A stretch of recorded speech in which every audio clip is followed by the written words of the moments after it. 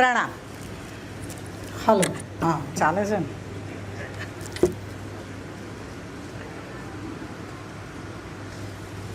Okay, વંદન વડીલોને મારાથી હોય તોય ના હોય તોય વંદન.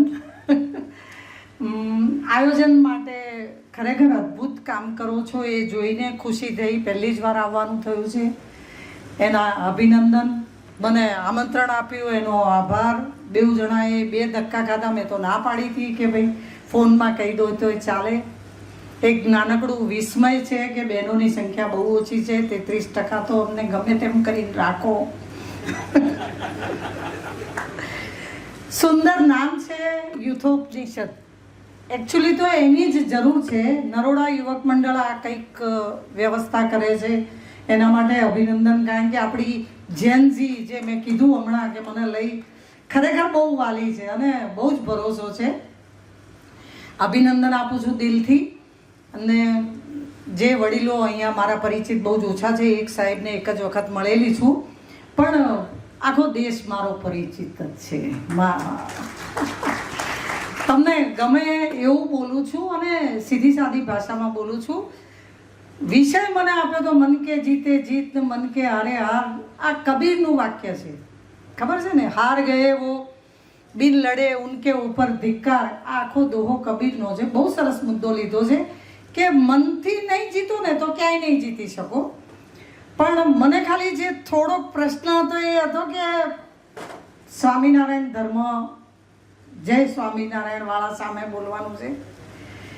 એ વિચારસરણીનો મને એકમાત્ર ડર લાગે કે આ તો બધું શીખીને બેઠા છે, અમને શું કહેવાનું. બીજે ક્યાંક જઈએ તો વ્યસન ઉપર બોલીએ, બીજે ક્યાંક જઈએ તો એકતા ઉપર, સાત્વિકતા ઉપર બોલીએ. તમને ધાર્મિકતા ઉપર ના કહેવાય, તમને જીવનશૈલી ઉપર ના કહેવાય. તો કોઈ ઠપકો આપવાનો તમારા હરિપ્રસાદ સ્વામીએ બાકી રાખ્યો હોતો નથી. અને શિક્ષાપત્રી એ તો સહેલી કરેલી ગીતા છે. એટલે કદાચ ના ભણેલું એને ભણાવાય. તમે બધું ભણેલા ને ગણેલા છો એટલે ખાસ કંઈ કહેવાનું નથી. પણ તોય હું શિક્ષણનું માણસ છું અને 1.5 કલાકે અહીંયા આવી છું. બોપલ બીજો ચીડો, એટલે તમારી 20 મિનિટ તો લેવાની. તાળીઓ પાડજો, કારણ કે મેં બોલવાના પૈસા નથી લીધા.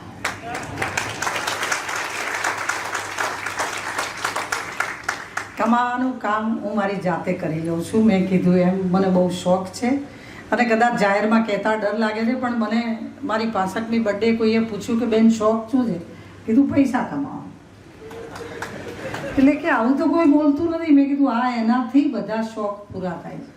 અને કોઈ ગમે તે કહેતું હોય, સારી જગ્યાએ વપરાતો પૈસો એ અદ્ભુત જરૂરી બાબત છે. અદ્ભુત જરૂરી બાબત છે. એનો દુરુપયોગ ના જોઈએ. પૈસા તો દર મિનિટે જોઈએ. અને તમને સ્વામિનારાયણ ધર્મને તો એ શીખવાડવાની જરૂર નથી. પૈસાનો સદુપયોગ કદાચ આખા ભારતને સૌથી પહેલું શીખવાડવાનું તમે ચાલુ કર્યું હતું. અભિનંદન. શિક્ષણની વાત કરું તો બાળકો કદાચ ઓછા હશે, વિદ્યાર્થીઓ, પણ ભણ્યા વગર બીજો છૂટકો જ નથી. આ એકમાત્ર રસ્તો છે જે પકડવો જ પડશે. ને ભણવું એટલા માટે જોઈએ કે આ એકમાત્ર મિલકત છે જેના ભાગ નથી પડતા, જેની ચોરી નથી થતી, જે ઘટતી નથી, જેમાં મંદી આવતી નથી. આવી મિલકત ક્યાં છે? બાકી આપણે અત્યારે બધું જોઈ રહ્યા છીએ. તંગી નથી આવતી, જે વાપરવાથી વધે. આવું શિક્ષણ આપણે શા માટે ના લઈએ? શિક્ષણને ખૂબ પ્રાધાન્ય આપવાની જરૂર છે. અને શિક્ષણમાં ધાર્મિકતા લાવવાની પણ ખૂબ જરૂર છે. કારણ કે આપણું શિક્ષણ આપણે સૂકું અથવા તો લુખ્ખું કરી દીધું હતું. કદાચ હવે તો આવે છે, પણ શિક્ષણના વાત કરીએ ને તો વિદ્યાર્થીઓને એમ લાગે કે અમારે આ બધું ભણવાનું, પરીક્ષા આપવાની, ગોખવાનું, યાદ રાખવાનું. પણ મને એમ લાગે છે કે આ જીવન પરીક્ષાઓ ચાલે છે અને આ જીવન પાઠ ભણવાના હોય છે. આ એક જ શિક્ષણ એવું છે કે જેમાં નક્કી હોય છે કે આ પાઠ ભણવાનો છે અને આ રિઝલ્ટ આવવાનું છે. એ સિવાય જિંદગી પરીક્ષાઓ લીધા જ કરે છે. અને જિંદગી જે પેપર આપે છે ને એ તો ખબર પણ નથી હોતી, સિલેબસ પણ. આ તો સિલેબસ તો નક્કી છે. એટલે આ શિક્ષણમાં કોઈ જાતની બાંધછોડ કરવી નહીં, કારણ કે આ એક જ શિક્ષણ એવું છે કે જે તમે કંઈ બોલો એ પહેલાં તમારી ડિગ્રી તમારા વિશે બોલે છે. તમે શિક્ષિત હો ને તો તમે ખાલી તમારા કાર્ડ ઉપર MPhil એટલું લખી દો ને તો એ પેલો સામેવાળો માણસ તમારી જોડે વાત કરતો હોય ને એનો વાત કરવાનો રવૈયો બદલાઈ જાય. તમને બધા જ વચ્ચે ભર દરિયામાં તરતા શીખવાડે ને એ શિક્ષણ છે. ખાલી શિક્ષણ સાથે માનવતા જોડવાનું આપણે કદાચ ભૂલી ગયા હતા, જે હવે તો કદાચ થોડુંક દેશમાં ધર્મનું નામ ઇજ્જતથી લઈ શકાય છે એટલે એ જોડી પણ શકાય છે. બાકી તો એનો એ વિરોધ હતો કે સ્કૂલમાં ગીતા નહીં ભણાવવાની. હવે 5મા 6ઠા ધોરણમાં ગીતા એડ કરી દીધી કે આ ધર્મ હોય. એટલે તમને કોઈ પણ જાતના ડર વગર જો કોઈ જીવતા શીખવાડતું હોય તો શિક્ષણ શીખવાડે છે. શિક્ષણ એક ધ્યાન થઈને લેવું પડે છે, કારણ કે જો કે હું તો એમણે કીધું હું વાર્તાઓનું માણસ છું. આ જે 60-65 મૂકી છે ને એ બધી વાર્તાઓ છે. તમે ઘરે જઈને સાંભળજો, ખરેખર ખાલી 1.5 મિનિટમાં વાર્તા છે. એક પણ વાર્તા એવી નથી કે જેમાં લાઈફ લેસન ના હોય, અને એક પણ વાર્તા એવી નથી કે જેમાં સમજણ ના પડે. દર વખતે કોઈક સરસ વાત ઉપર જ વાત કહું, પણ આટલા બધા લોકોને આ ગમ્યું ને ત્યારે મને સૌથી વધારે આનંદ એનો થયો કે માયલાને તો હજી પણ સારું જ ગમે છે, સારું જ ગમે છે. બહાર સારું ના મળે ને ત્યારે એ રાશિ વસ્તુને હાથ પકડે છે. બહાર મેં 1-2 બોર્ડ જોયા મોબાઈલના દુરુપયોગના. એટલે મોબાઈલનો ઉપયોગ વિરોધી નથી, મોબાઈલનો દુરુપયોગ ના થવો જોઈએ. બાકી મને અહીંયા સુધી પહોંચાડી છે કોણે? મોબાઈલ, ઇન્સ્ટાગ્રામે જ પહોંચાડી છે. દુનિયાને ખબર પડી કે ના, સારી વાતો પણ છે. એક અકબર એના રસાલા સાથે એક વખતે બીજા પ્રદેશમાં પ્રયાણ કરતો હોય ને ત્યારે એમને ભક્તિ તો એમની જોડથી શીખવી જોઈએ. આપણે 5 ટાઈમની ભક્તિ ના કરી શકીએ. એને રસ્તામાં સાંજ પડી એટલે કાલીન પાથરીને નમાજ પઢવા માટેનું કામ ચાલુ કર્યું. કાલીન આમ દૂર સુધી પાથરેલી હોય ને એક ખૂણામાં રાજા નમાજ પઢતા હોય અને એક સ્ત્રી આ બાજુથી આવે દોડતી અને રાજાની કાલીન ઉપરથી પસાર થઈ જાય. એ કાલીન એને પ્રભુ માટે, એના પ્રભુ માટે પાથરી હોય એટલે એને એમ લાગે કે આ કાલીન ઉપર પગ મૂકીને જાય, રાજાની કાલીન ઉપર, એટલે યોગ્ય ના કહેવાય. સૈનિકોએ એને પકડીને ઊભી રાખી. એટલે કે તને શરમ નથી આવતી? તું રાજાની કાલીન ઉપર પગ મૂકે છે. અમારા રાજાએ ઈશારો કર્યો કે આ બાઈને ઊભી રાખો. એટલે કે તમારા રાજા શું કરે છે? એટલે કે ખુદાની બંદગી કરે છે. એટલે કે મારે ઘરનું માણસ ખોવાયું છે એને શોધવા હું ફરું છું તો મને નીચે કાલીન દેખાતી નથી એટલી બેભાન છું. તમારો કે એના ખુદાને બોલાવે છે તો એ કાલીન ઉપરથી કોણ ગયું એ જોઈ રહ્યા છે.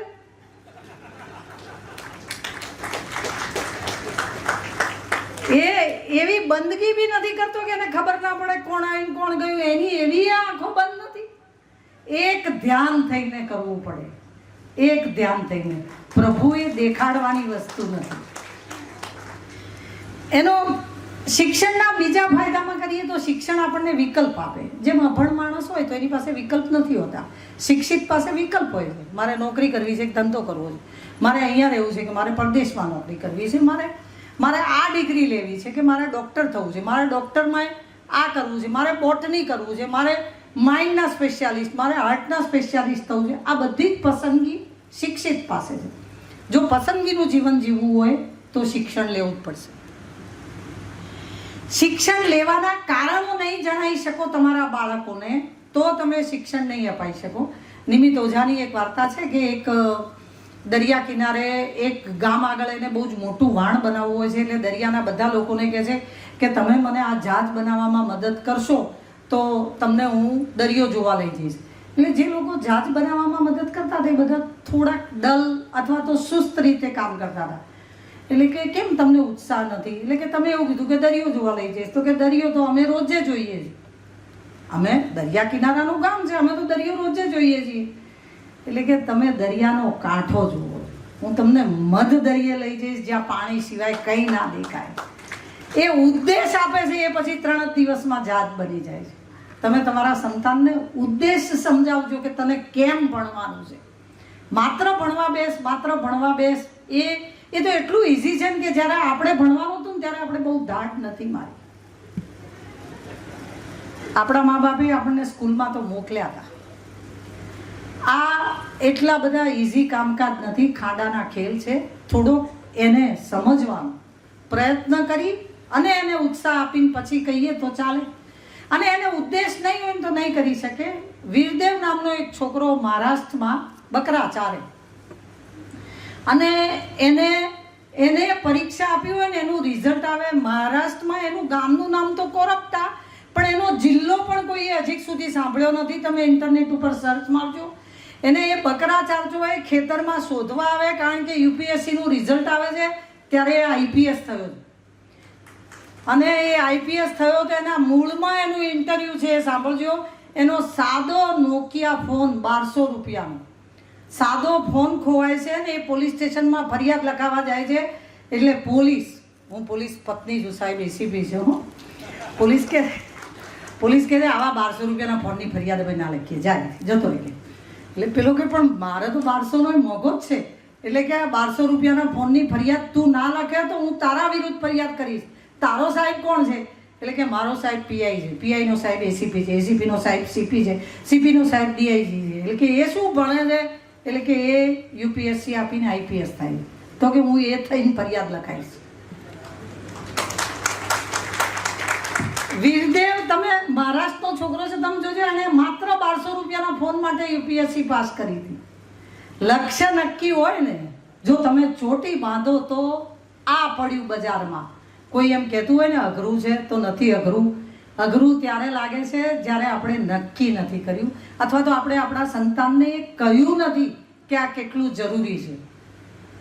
ખાલી ભારતના અથવા તો વિશ્વના તમારે જે દાખલા જોવા હોય, એડિસન સ્કૂલમાં ગયા હતા ત્યારે એમને સ્કૂલમાંથી બીજા ધોરણમાં ચિઠ્ઠી આપવામાં આવે અને એવું કહેવામાં આવે કે તારા મમ્મીને બતાવજે. મમ્મી ચિઠ્ઠી વાંચે એટલે એમાં લખ્યું હોય કે તમારું બાળક મંદબુદ્ધિ છે, એને ઘરે રાખજો, અમારી સ્કૂલ આવા મંદબુદ્ધિ બાળકોને નહીં ભણાવી શકે.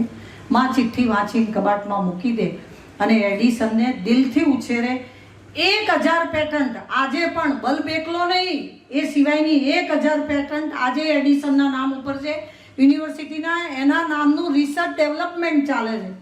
અને એ એડિસને 10,000 પ્રયોગો કર્યા ને ત્યારે એને એ પછી પણ આગ લાગી હતી એના પ્રયોગોને. ત્યારે એણે એમ કીધું હતું કે મેં 10,000 વસ્તુ શોધી કાઢી છે કે આનાથી બલ્બ નથી બનતું. 10,000 વખત નિષ્ફળ થયેલો માણસ એમ કે મેં 10,000 વસ્તુ શોધી છે, આનાથી બલ્બ નથી બનતો. અને એને લોકો યાદ કરે. એ જ્યારે એનું પોતાનું ઘર, બહુ સુખી થાય છે, પણ માતા આ દુનિયા છોડીને ગયા હોય છે ત્યારે ઘર બદલે છે ને ત્યારે માતાના પટારામાંથી ચિઠ્ઠી નીકળે છે અને એ ચિઠ્ઠીમાં લખેલું હોય છે કે તમારો બાળક મંદબુદ્ધિનો છે. જ્યારે માતાએ એમ કીધું હતું કે બેટા તું એટલો બધો હોશિયાર છે ને કે તને આ સ્કૂલ નહીં ભણાવી શકે. એ જુઠ્ઠું બોલવાના પાપ ના લાગે. તું ડબ્બો છે એવો સિક્કો આપણે ના મારીએ આપણા દીકરાને. જેટલી ફિંગરપ્રિન્ટ છે એટલી જાતના બાળકો છે. કોઈની ફિંગરપ્રિન્ટ સરખી નથી, એમ કોઈ બાળક સરખું નથી. આ કમ્પેરિઝન નામની વસ્તુ આપણે ચાલુ કરી છે.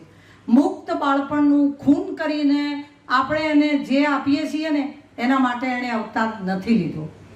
મોટા ભાગની શિબિરોમાં, મને તો કદાચ જે તમે સ્વામિનારાયણ ધર્મમાં પાળતા હો એટલે એક જ જગ્યાએ જતા હો, મારી કુદરતી એટલી મુક્ત જીવન છે કે મેં સદગુરુથી ચાલુ કરીને, રવિશંકરથી ચાલુ કરીને, રામદેવ બાબાથી ચાલુ કરી તમામ જગ્યાએ શિબિરમાં જઈ આવેલી છું. મને સ્વામિનારાયણની શિબિર મેં કરેલી.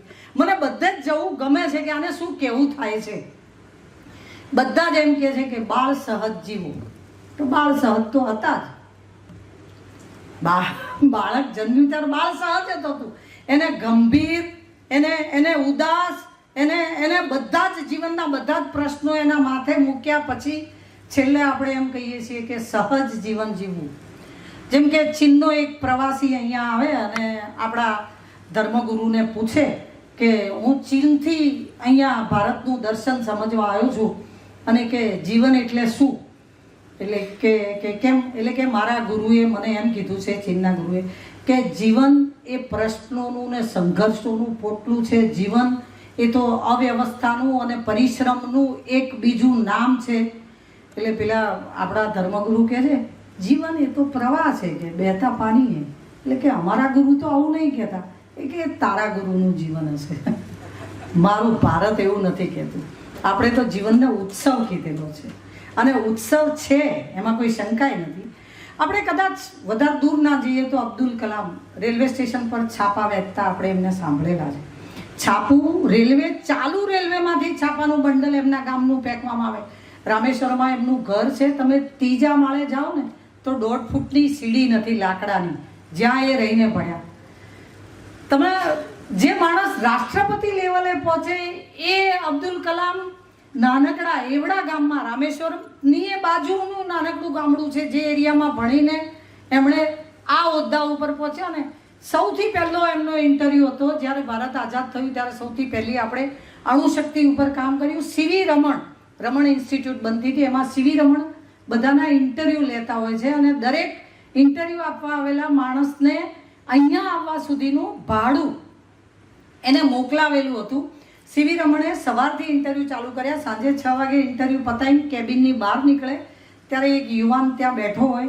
એટલે એને કે તારું ઇન્ટરવ્યૂ પતી ગયું? એટલે કે હા. તો કે તું કેમ બેઠો છે? એટલે કે મને 150 રૂપિયા ભાડું આપ્યું છે, પણ 120 રૂપિયા જ ખર્ચો થયો, 30 રૂપિયા પાછા આપવા બેઠો. એ અબ્દુલ કલામ, એ અબ્દુલ કલામને સીવી રમણે રાખી લીધા હતા નોકરી પર કે હું કદાચ બીજું તો કંઈક શીખવાડવું હશે તો ભૌતિક તો શીખવાડીશ, પણ આ ઈમાનદારી હું નહીં શીખવાડી શકું. આજે શિક્ષણમાં જે ખૂટે છે થોડીક એ માનવતા ખૂટે છે. કારણ કે અણુબોમ્બ બનાવવાવાળા, ગર્ભ પરીક્ષણ કરવાવાળા, વાયરસ બનાવવાવાળા એ પણ શિક્ષિતો જ છે. જેમણે આ ચાઇનાને કહીએ કે વાયરસ બનાવીને એને મોકલ્યો તો કોરોના, શિક્ષિત લોકો જ લેબોરેટરીમાં રોગના વાયરસ બનાવે છે. શિક્ષિત લોકો જ ગર્ભ પરીક્ષણ કરીને એમ કહે છે કે તમારા પેટમાં દીકરી છે અને હું એનો ગર્ભપાત 10,000 20,000 રૂપિયામાં કરી આપીશ. એ ભણેલા ગણેલા ડૉક્ટરો છે. આ અણુબોમ્બ અત્યારે વિશ્વમાં 8 જગ્યાએ, એટલે 16 દેશ યુદ્ધમાં છે. યુક્રેન કે રશિયા કે ઈરાક કે અમેરિકા કે નીચે કંબોડિયા ને થાઈલેન્ડ કે એ બધા દેશો યુદ્ધમાં છે. એ અણુ શસ્ત્રો કોણ બનાવે છે? શિક્ષિતો બનાવે છે. એટલે શિક્ષિત માત્ર થવું પૂરતું નથી. આપણે વિશ્વના સર્વશ્રેષ્ઠ દેશના સર્વશ્રેષ્ઠ આચરણે બેઠેલા ટ્રમ્પ સાહેબને જોયા છે કે શિક્ષિત થવું પૂરતું નથી, તમે સજ્જન હો એ પૂરતું છે. આપણો ધર્મ, આપણી ધરતી આપણને સજ્જનતા શીખવાડે છે, અને આપણે એ વસ્તુ આપણા બાળકોને શીખવાડીએ. આપણે ભાગ્ય નામનો એટલો મોટો સહારો લઈ લીધો છે. કદાચ મારે ડિક્શનરીમાંથી એક શબ્દ કાઢી નાખવાનો હોય તો હું ભાગ્ય કાઢી નાખું. મને એ વસ્તુ ઉપર બહુ વિશ્વાસ નથી પડતો કે કદાચ એ તો આપણને સાંત્વના આપવા માટે શોધાયેલો શબ્દ છે. મહેનત સે સવરતી હૈ જિંદગી, હર કામ તકદીર पे नहीं टाला जा सकता. માત્ર મહેનત. તમે વિચાર તો કરો કે તમે તમારા ધંધા ઉપર બેઠા હો, તમે તમારી ચોપડી લઈને બેઠા હો, તમે તમારી દુકાન, તમારી નોકરી, ક્યાંય પણ તમે એમ કહો કે મારા ભાયગમાં નથી. ના, તમે મહેનત ઓછી કરો ને પછી તમે એ દોષ ભાગ્યને આપી. ખાલી ભાગ્ય એટલા માટે કહેવાયેલું હતું કે કોઈનો એકનો એક દીકરો જુવાન વયે મરી જાય ત્યારે એ માણસને સાંત્વના આપવા માટે આપણે શોધેલો આ શબ્દ છે કે ભાગ્ય. પણ ભાગ્ય ઉપર બેસી રહો એ મને મંજૂર નથી. અને કદાચ ભાગ્ય સાચું બી હોય ને તો એ આપણા તાબામાં તો નથી. આપણે લખી તો નથી શકતા. આપણા હાથમાં ખાલી મહેનત છે. જે પણ જગ્યાએ છીએ ત્યાં મહેનત છે. તો આપણે એમાં આપણા સંતાનોને અથવા તો આપણે જે ફિલ્ડમાં છીએ ત્યાં કોઈ ભૂલ ન લાગી. આપણે ભક્તિ બી દેખાવ માટે કરીએ. ભક્તિ એ દેખાવ માટે કરીએ તો આપણે કામ તો શું દિલથી કરીએ? દિલથી નહીં કરીએ ત્યાં સુધી આપણે. મારા દીકરાની અમેરિકામાં સ્કૂલ છે, મારે વર્ષમાં 6 મહિના અમેરિકા રહેવાનું થતું હોય છે. ત્યાં કદાચ ભક્તિ આટલી નથી, પણ કર્તવ્ય પરાયણતા અને કર્મઠતા તો છે. તમે એને સૂની દુકાન આપીને જાઓ ને તો એ માણસ એટલા દિલથી એ દુકાન સાચવે ને જાણે એની પોતાની હોય. આપણે જે શીખવાનું બાકી રહી ગયું છે ને, ભાગ્યના ભરોસે છોડીને આપણે બેઠા છીએ, એકમાત્ર વસ્તુ બાકી રહી ગઈ છે. એમાં આપણે થોડુંક વધારે કામ આવી શિબિરો કરીને કરીશું તો આપણે ચોક્કસ આગળ વધી શકીશું. હેલન કેલર 1880ની વાત છે, પણ મૂંગા, બહેરા અને આંધળા હતા. તો પણ એમને 41 એવોર્ડ મળ્યા હતા અને એમણે મૂંગા બહેરા માટેની બ્રેલ લિપિ શોધી હતી. 40થી વધુ દેશોમાં એમણે પ્રવચનો આપેલા હતા અને આજે હેલન કેલર, જે તમે કલ્પના તો કરો કે મૂંગું, બહેરું અને આંધળું. ડિક નામનો એક ઓસ્ટ્રેલિયન છોકરો છે જેને હાથ અને પગ બેય નથી. એણે આખા વિશ્વમાં એને હાથ ને પગ ના હોય એટલે એકલો ટોરસો, એણે આખા વિશ્વમાં ધૂમ મચાવી છે. એને એમ લાગે છે કે સૌથી ટેકનોલોજીમાં સૌથી વધારે કામ એણે ખાલી એને કારણ કે હાથને પગ ના હોય એટલે મોઢાથી પેન્સિલ હલાવીને એણે કોમ્પ્યુટર ઉપર કામ કરીને સૌથી વધારે, તમે એના ઉપર પણ વિડીયો સર્ચ મારો હોય તો મારજો. આપણી અહીંની ઉત્તર પ્રદેશની અરુણિમા સિન્હા વોલીબોલની પ્લેયર હોય છે અને રાત્રે ટ્રેનમાં વોલીબોલ રમવા દિલ્હી જતી હોય અને કોઈક બે લુખ્ખા આવે એના ગળામાં સોનાની ચેન ખેંચે એટલે પેલી પ્લેયર છોકરી બહાદુર હોય છે ને, પેલાને ફેટ મારે છે એટલે પેલો સામે હુમલો કરે, પેલી જોરથી બદલો મારે ને એટલે એ ટ્રેનનો દરવાજો ખોલીને ચાલતી ટ્રેને એને પેલો લુખ્ખો એને ફેંકી દે છે ને ત્યારે બે ટ્રેનની વચ્ચેના પાટા ઉપર પડી હોય છે. 51 ટ્રેન આખી રાત એની આજુબાજુથી પસાર થાય છે. 51 એનો પગ કપાઈ ગયો હોય છે. સવારે કોઈક ત્યાં નીકળે છે ને એને જુએ છે ને દાખલ કરે છે. 2013ની વાત છે આ. અને એને 2015માં તો એણે એ જ્યાં દવાખાનામાં દાખલ હતી ને ત્યાં એવરેસ્ટનું ચિત્ર હતું દિવાલ ઉપર હોસ્પિટલમાં. એણે એવું કીધું હતું કે હું એવરેસ્ટ ચડીશ. અને 2013માં થયું, 2006માં આ છોકરી વોલીબોલની એક્સપર્ટ હતી. 2015માં તો એને પદ્મશ્રી એવોર્ડ મળ્યો કારણ કે એણે એવરેસ્ટ ચડ્યો. આ બધા કઈ બચ્ચાના ખેલ નથી. મન કે જીતે જીત, મન કે હારે હાર. તમારે સૂઈ રહેવું હોય તો આનાથી વધુ કારણો શું હોઈ શકે કે હા ભાઈ મારો પગ ભાગી ગયો છે ને મારો પગ કપાઈ ગયો છે ને. સુનિતા વિલિયમ માત્ર 7 દિવસ માટે ગયા હતા અને 9 મહિનાએ પાછા આવ્યા હતા. કોણે એ શક્તિ આપી હતી? કોના મનથી? મન સિવાય કોઈ તમને જીવાડી નહીં શકે. મન એ આપણું નોકર થાય એટલું જ કરવાની જરૂર છે. મનને શાંત કરી દેવાની જરૂર નથી, ચૂપ કરી દેવાની જરૂર નથી. મન આપણું કેવું કરે, આપણે એને કહીએ કે આમ કરવાનું છે એટલે એ કરે. બસ ખાલી મન ઉપરનો વિજય. અને કદાચ અધ્યાત્મમાં તો મન ઉપરના વિજય માટે બહુ કામ થયેલું છે. ભક્તિ બાબતે, સાધના બાબતે, અધ્યાત્મ. ખાલી શિક્ષણમાં એનો પ્રયોગ નથી થયો કે શિક્ષણમાં આપણે જે મિંગલ કરવાનું હતું ને રહી ગયું કારણ કે આપણી શિક્ષણ પદ્ધતિ 200-300 વર્ષથી બ્રિટિશરોની લાવેલી હતી કે ગોખો અને નોકરી કરો. એટલે કદાચ આપણે મનની શક્તિવાળું જે ભારતનું ભૂષણ હતું આપણું, મન કે જીતે જીત ને મન કે હારે હાર, આપણે મનની શક્તિ વિશે બાળકોને કશું જ કહેવાનું ભૂલી ગયા છીએ. ફ્રાન્સની એક જેલમાં બનેલી સત્ય ઘટના છે. એક કેદીને એનો ગુનો એવો હતો કે એને ફાંસીની સજા આપવાની હોય છે. પછી એ વખતે એના જેલર એમ કહે છે કે આપણી સરકારે એવો પ્રયોગ નક્કી કર્યો છે કે ફાંસી આપીએ એના કરતાં સાપ કરડાવીને મરી જાય તો એ ઇઝી મૃત્યુ છે. એટલે એને એવું કહે છે કે તું જો રજા આપે તો તને સાપ કરડાવી. પેલો કે મને વાંધો નથી, મને તો મરી જ જવાનું છે. એટલે એને કહે છે કે જે સાપનું ઝેર છે એ માત્ર 1 થી 1.5 મિનિટમાં, સાપનું નામ કીધું, કોબરા સિવાયનો એક સાપ હતો, 1 થી 1.5 મિનિટમાં તું સૂઈ જઈશ અને કે તને ડર ના લાગે એટલા માટે તારી આંખે પાટા બાંધી દેવાશે. એના રૂમમાં બપોરે 12 વાગે એક બંધ ટોપલીમાં મૂકવામાં આવે ને જેલની કોટડીમાં એના આંખે પાટા બાંધવામાં આવે અને પછી એના પગ ઉપર ખાલી ટાંકણી મારવામાં આવે. સાપ નહીં, ટાંકણી. અને પછીની 1.5 મિનિટમાં એ મરી જાય છે. અને એના પોસ્ટમોર્ટમમાં ઝેર સાબિત થાય છે. કોણે આ ઝેર કાઢ્યું? જો મન તમે ઝેર ના હોય એનું ઝેર કરી શકતું હોય, ચિત્તોડમાં મીરાબાઈના હાથમાં ઝેર આપેલું અને અમૃત કરી શકતા હોય, સદગુરુ કોઈમ્બતુરમાં દર વર્ષે એ પ્રસાદમાં ઝેર લે છે સાપનું. વિડીયો છે એનો તો આપણી પાસે તમારે જોવો. પણ એ પીવે છે ત્યારે એમ કહે છે કે હું અમૃત પીવું છું, આ ઝેર મારા પેટમાં જઈને અસર નહીં કરે એ એવું મનથી કહે છે. ખેતરમાં ખેડૂત જતો હોય અને એને ખબર હોય કે અહીંયા ઉંદરનું દર છે અને એને કંઈક કરડે ને એટલે એ પાછળ જુએ તો ઉંદર જતો હોય છે એટલે એને એમ થાય કે મને ઉંદર કરડ્યો. એકચ્યુઅલી એ સાપ કરડે છે તોય એ ખેડૂત મરતો નથી કારણ કે એવું વિચારે છે કે મને ઉંદર કરડ્યો છે. જેવી વિચારીએ છીએ એવી દુનિયા થાય છે. આપણી વિચારવાની રીત જ જો એવી હોય કે હું ફેલ થઈશ, મને નહીં આવડે, હું નહીં કરી શકું, મારો ધંધો નહીં થાય, મને નોકરી નહીં મળે, તો પછી એ થાય. બાકી બધું બહુ જ મોટા ભાગનું મન ઉપર છે. તમે 3 દિવસ આ એક જ સબ્જેક્ટ ઉપર સાંભળવાના છો, એટલે બહુ બધા માણસો મન વિશે ઘણું બધું કહેશે. હું ખાલી એટલું કહી દઉં કે તમને આ બોર્ડર પિક્ચર જોયેલું છે આપણે, મેજર ચાંદપુરી.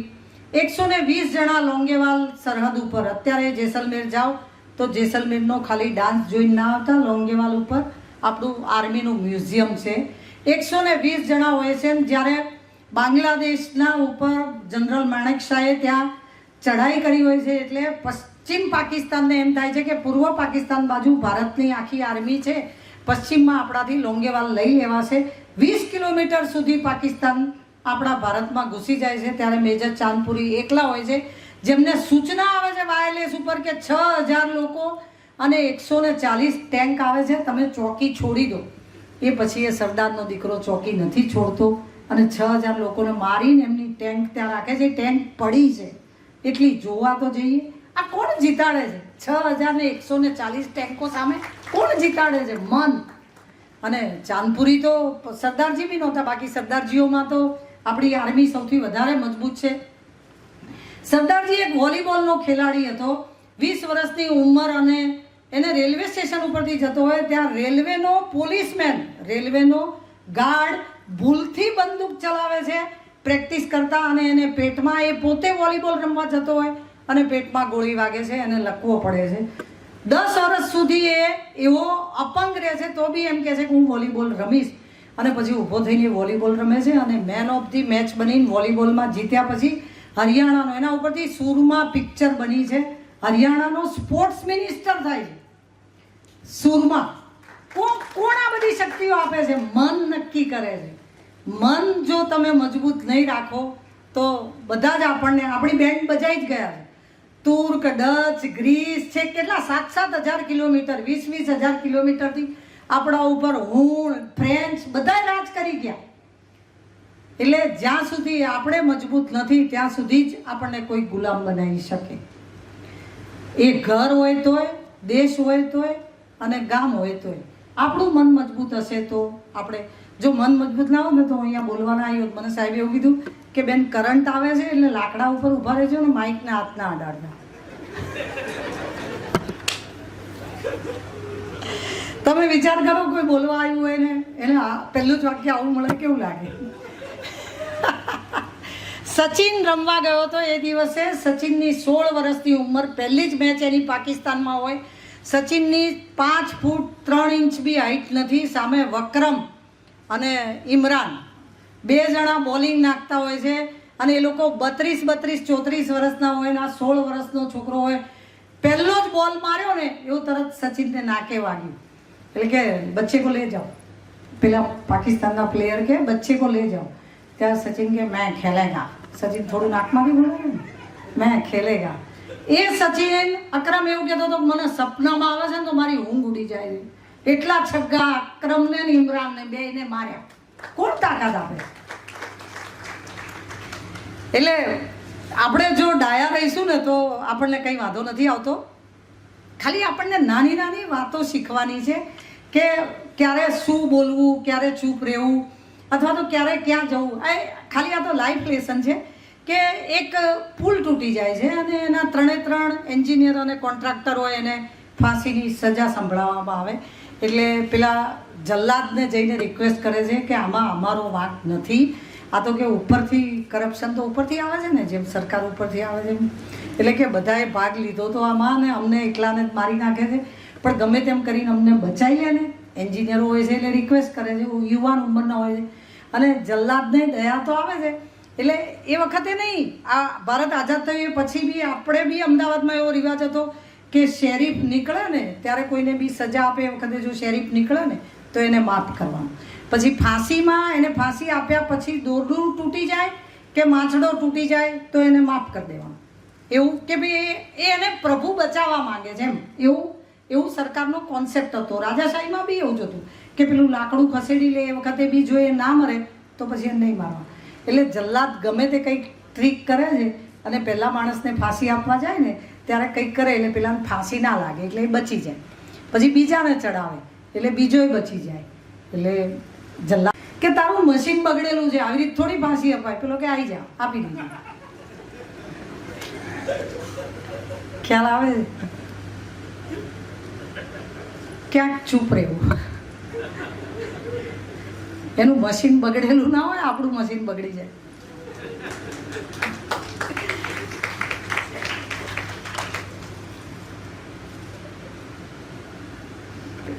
ટેકનોલોજીનો ભરપૂર ઉપયોગ કરજો. હું તો જરાય વિરોધમાં નથી. ફોન, લેપટોપ, ટીવી બધું જ અદ્ભુત રીતે વાપરજો.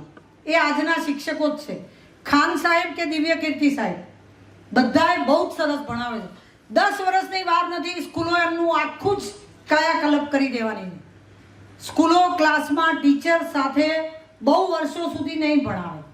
શાળા 360 ડિગ્રી માનવતા, સમૂહ જીવન, ઈમાનદારી, ઇન્સાનિયત, દોસ્તી એ બધું શીખવાડતી થઈ જશે.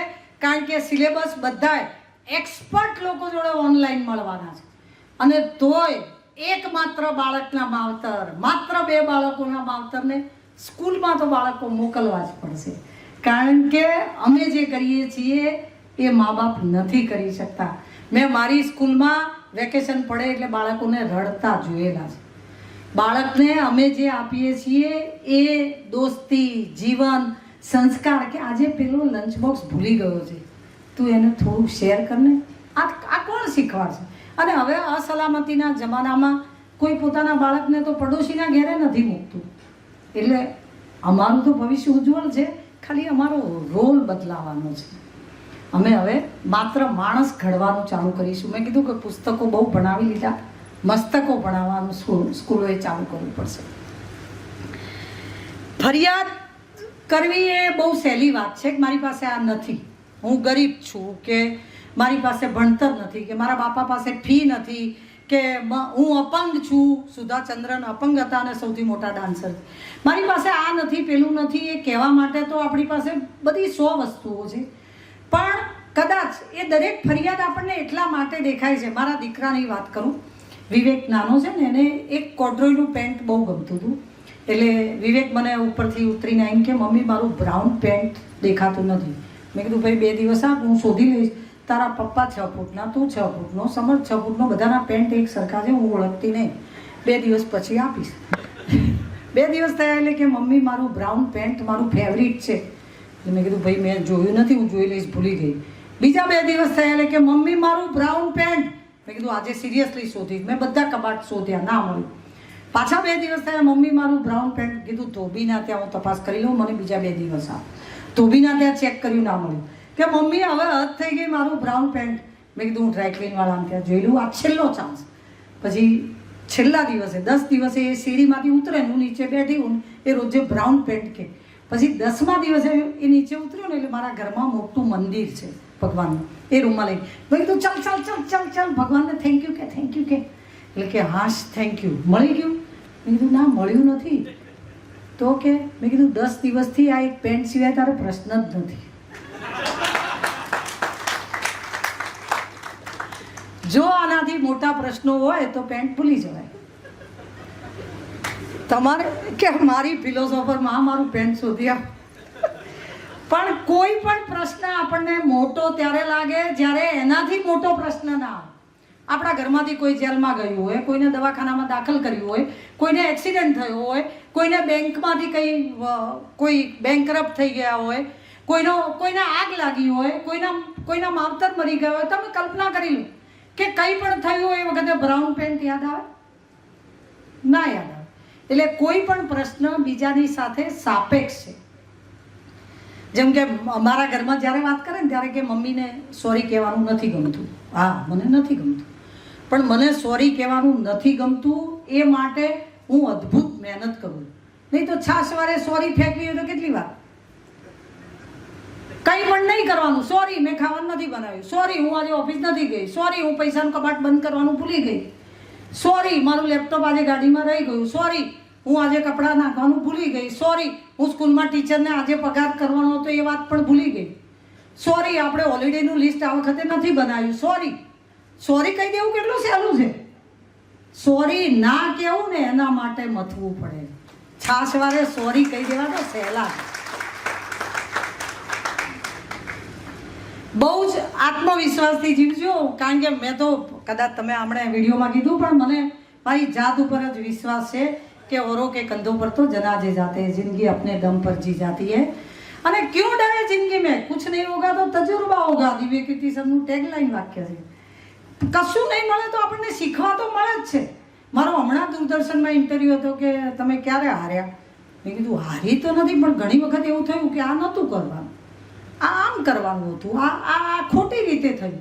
એને હાર ન કહેવાય, એને શીખવાનો લેસન કહેવાય. મેં બહુ બધું શીખેલું છે અને બહુ વખત ખોટા પડીને શીખેલું છે. તમે કલ્પના તો કરો કે ખોટો ના પડે એવો માણસ આ ધરતી ઉપર શક્ય નથી. ખોટું તો પડાય, એમાંથી ખાલી શીખી લેવાનું છે. તમે કદાચ નહીં માર્ક કર્યું હોય, પણ કોઈ પણ દુર્ગુણ વગરનો માણસ શક્ય છે.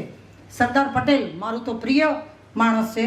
મેં સરદાર પટેલ ઉપરના લગભગ તમામ પુસ્તકો વાંચી લીધા છે. મને એટલા ગમે છે કે આ એક પટેલ ના જન્મ્યો હોત ને તો કદાચ આપણે બધાય ભિખારી હોત.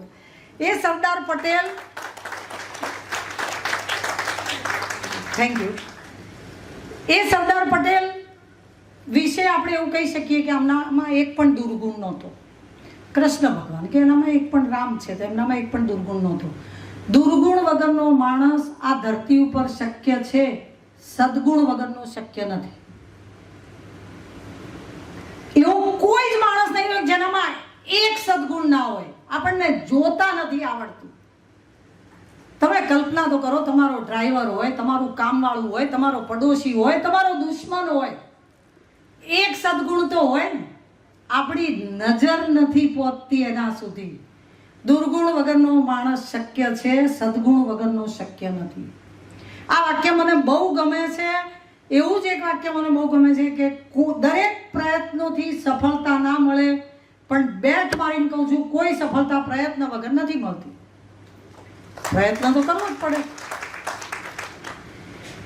ગરીબ પેદા થવાય એમાં આપણો ગુનો નથી. ગરીબ મરીએ ને એ આપણો ગુનો છે. આપણે કંઈક તો વ્યવસ્થિત નહીં કર્યું હોય.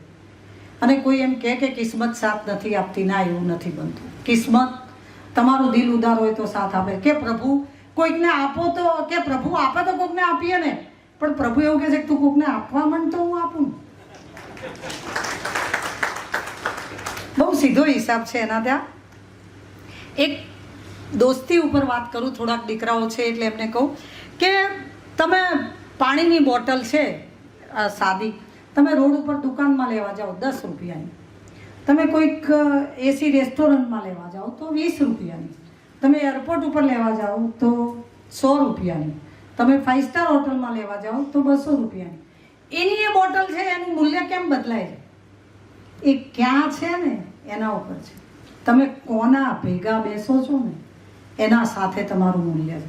તમને પણ કહું છું કે મા બાપ પસંદ નથી થતા, પત્ની, દીકરો, ભાઈ એ પસંદ નથી થતું, મિત્ર તો આપણે પસંદ કરવાનું છે. એમાં કેમ ભૂલ લાગી? મિત્ર એવો બનાવવો કે આપણી વેલ્યુ વધે. એની ઘટવી તો ઘટે, પણ આપણી વધે એવો મિત્ર બનાવી દેવાનો. એવા પેલા નહીં કહેતા કે મરદની મોકાણમાં હારા લાગીએ, બાયલાની જાનમાં ના જોયું. એવા મિત્રોય ના બનાવશું, એવા મિત્રોય ના બનાવ. એક વાર્તા કહું એની કે શિસ્તની વાત કરીએ તો સિંહ અને ગાય જંગલમાં ફરતી હોય, ગીરના જંગલમાં, ને એની પાછળ સિંહ પડે. આ તો શક્ય જ વસ્તુ છે ને, આ તો કુદરતનો ક્રમ છે. એક દિવસ એક ગાય બહુ જ જલ્દી દોડે તોય સિંહ એની પાછળ બરાબર દોડે. ગાય એ વખતે તળાવમાં થઈને નીકળવા જાય, પેલી જીવ બચાવવા દોડે એટલે બરાબર તળાવમાં થઈને નીકળવા જાય અને થોડીક આગળ જાય ત્યાં કિચડ હોય અને ગાય ફસાઈ જાય. પણ સિંહને શિકાર કરવો એટલે સિંહ પણ પાછળ આવે. થોડીક આગળ ગાય ફસાઈ જાય અને થોડોક પાછળ સિંહ ફસાઈ જાય, એટલે સિંહ પણ કિચડમાં ફસાઈ જાય. પછી ગાય પાછળ જુએ કે સિંહ આવે છે, સિંહ આગળ જુએ કે ગાય નજીક છે પણ હું ફસાઈ ગયો છું, નથી આવું. પછી સિંહ કહે છે ફસાઈ ગઈ ને, એમ કે તું જીવ બચાવવા દોડી હતી પણ ફસાઈ ગઈ ને. ગાય કે મારે માલિક છે, હમણાં મને શોધશે, તને કોઈ કાઢવા નહીં આવે. માલિક હોય તો 2 ડફણા મારે ખરો, પણ માલિક આપણને શોધે. દીકરાને માલિક છે, એનો બાપ છે, એની માં છે, એની માલિક છે. એ કદાચ 2 વખત ગુસ્સો કરે પણ દીકરાને કીચડમાં ફસાઈ ના રહેવા દે. આપણે એ રીતની કલ્પના કરીએ કે હા આપણા માથે કોઈનો ધોકો હોય. અને મને તો કાયમ અંકુશમાં રહેવાવાળા બાળકો ગમે છે. ડિસિપ્લિન ફોર્સમાંથી છું, સ્કૂલમાંય ડિસિપ્લિન હોય, પોલીસમાંય ડિસિપ્લિન હોય. પોલીસ સાથે તો જિંદગી કાઢી હતી, પણ પોલીસની મેં કદાચ એક વાત કરી હતી કે સાહેબ એક દિવસ ઘરેથી જાય અને એવું કહે કે આજે મને મોડું થશે, આજે એક ઇન્ફોર્મેશન છે. વલસાડ એમની નોકરી હોય છે, દમણથી બહુ જ દારૂ ત્યારે ગુજરાતમાં ઘુસાડાતો હતો. એટલે પાર નદી છે ત્યાં પારડી આગળ, પાર નદીનો સાંકડો પુલ છે. એટલે કે અમારે ત્યાં બંદોબસ્ત ગોઠવવાનો છે. એટલે અમે આડી જીપ મૂકીએ એટલે પેલી પોલીસની ગાડીનો નંબર અમને ખબર છે, એટલે અમે એ આવે તો પકડી પાડીએ. એટલે કે રાત્રે કદાચ મોડું થશે એટલે મને એમ કે એનો કેસ કરે, પછી પાછો એનો દારૂ ગણે અને જમા કરાવવાનો, એ બધું લાંબુ કામકાજ હોય. એટલે આજે રાતે સાહેબ નહીં આવે. સાહેબ તો અડધો કલાક થયું ને પાછા આવી ગયા. મેં કીધું શું થયું? ના મળી ગાડી. એ કે ના ગાડી તો આવી. મેં કીધું તો? એટલે કે એ ગાડી હતી ને એ ઝેન હતી, નંબર સાચો હતો, છેક અમારી નજીક આવી, એણે અમારી પોલીસની ગાડી જોઈ. પણ કે એણે સાંકડો પુલ હતો ને તો 1 રિવર્સ, 2 રિવર્સ, 3 રિવર્સ, 4 રિવર્સ કરીને ગાડી પાછી વાળી. ત્યાં ગાડી પોલીસની ગાડી ચાલુ જ ના થઈ.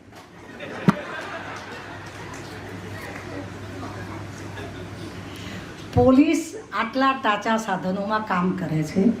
શિક્ષક અને પોલીસ બે મારા ધર્મ છે, એટલે કહું છું કે બે ખરેખર શિક્ષક જે કામ કરે છે તમે નહીં કરી શકો. અને કદાચ 5-25 પોલીસ ખરાબ હોય ને એટલે આખો ફોર્સ ખરાબ નથી. એક જ પેલા ઓએસીએ કીધું હતું કે ખાલી 24 કલાક પોલીસ કાઢો, કોઈ બંદો જીવતો નહીં બતાવો. એક જ દિવસ પોલીસ ના હોય ને, આ તો કરપ્ટ છે એની હું ના નથી પાડતી, ક્યાંક હશે, પણ તોય પોલીસ એ આપણી સલામતીનું સાધન છે. ખરા તાપમાં બપોરે 2 વાગે આપણો ટ્રાફિક સાચવતો હોય ને, એને કોઈક દિવસ પાણીની બોટલ હોય તો મેં કીધું છે એટલે પી દેજો. 500ની નોટ ચોળાય તો 400ની ના થાય. આપણે મનુષ્ય અવતાર છીએ. કદાચ થોડાક ગરીબ હોઈએ, થોડાક એકલા હોઈએ, થોડાક થાકેલા હોઈએ તો આપણે 400ની નોટ ના થઈ જઈએ. છેલ્લી એક વાર્તા કહીને પૂરી કરું. એક ભાઈનો ફરસાણની દુકાન હોય, બહુ જ સરસ દુકાન ચાલતી હોય, ધમધોકાર ધંધો ચાલતો હોય.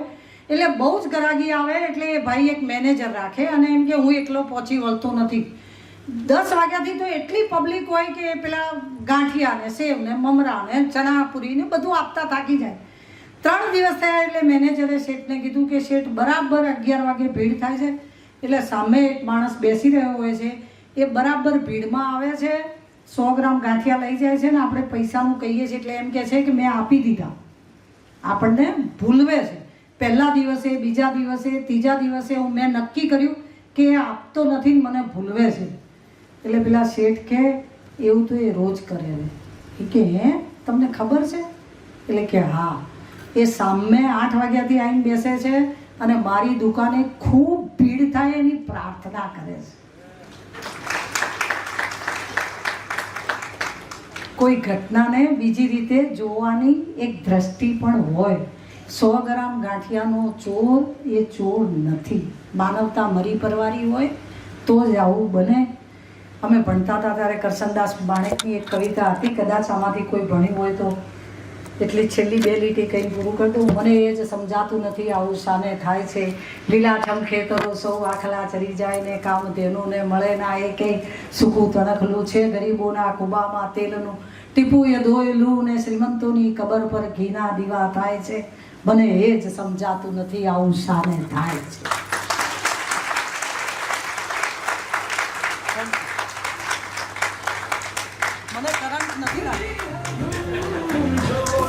આપણે આપણા સ્થાન ઉપર ઊભા થઈને જોરદાર તાળીઓથી આપણે મનનીય જે બાજુ આપ્યું, એકવાર જોરદાર તાળીઓથી આપણે અભિવાદન કરીએ. ખૂબ ખૂબ આભાર.